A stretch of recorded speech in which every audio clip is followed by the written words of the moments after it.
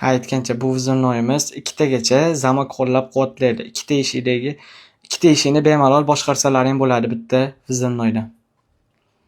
Hammaga rahmat, sog' bo'linglar. Bizni kuzatib borishda davom etinglar.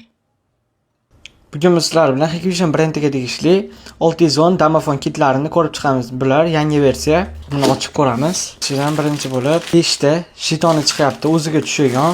Bu IC bo'ladi. Ustalar o'zi biladi IC nimaligini. Birinchi bo'lib ichidagi narsalarni ko'rsatib o'taman.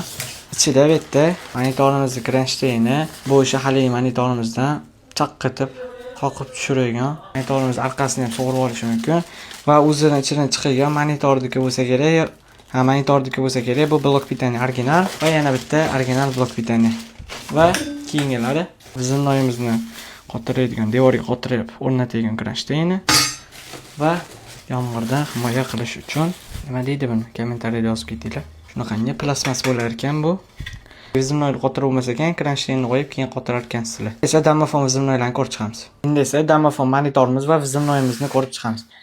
Vizonnoyimizni olamiz va orqasida yopishtirilgan serial raqamlari bilan master kartasi bu orqali sizlar jeton qo'shib olsalaring bo'ladi bemalol. Va yangiliklaridan buni kamerasi endi 4 megapiksel bo'ladi va alohida o'ziga qayerda edi? Bu yerni ochsa mana TF SD karta tushadi. Poya poddeshka qiladi deb pishgan. SD kartani faqat 128 gacha qo'llab-quvvatlaydi. Bunda nima SD karta tushadi? Endi bunda ham kameralarga o'xshab bemalol воспроизведение zapislarini ko'rib olsalaring bo'ladi Hikconnect orqali va bu Bluetooth orqali eshikni ham ochadi.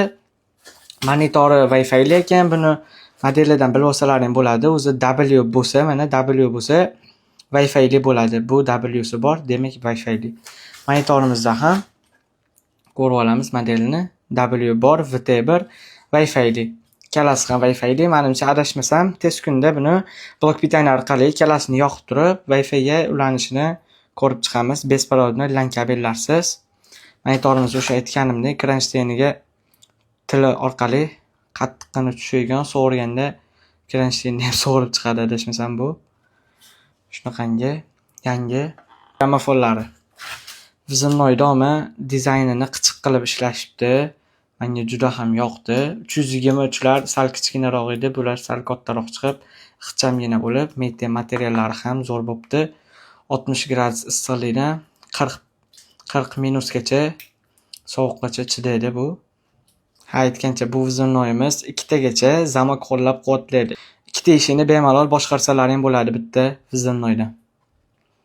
Hammaga rahmat, sog' bo'linglar. Bizni kuzatib borishda davom etinglar.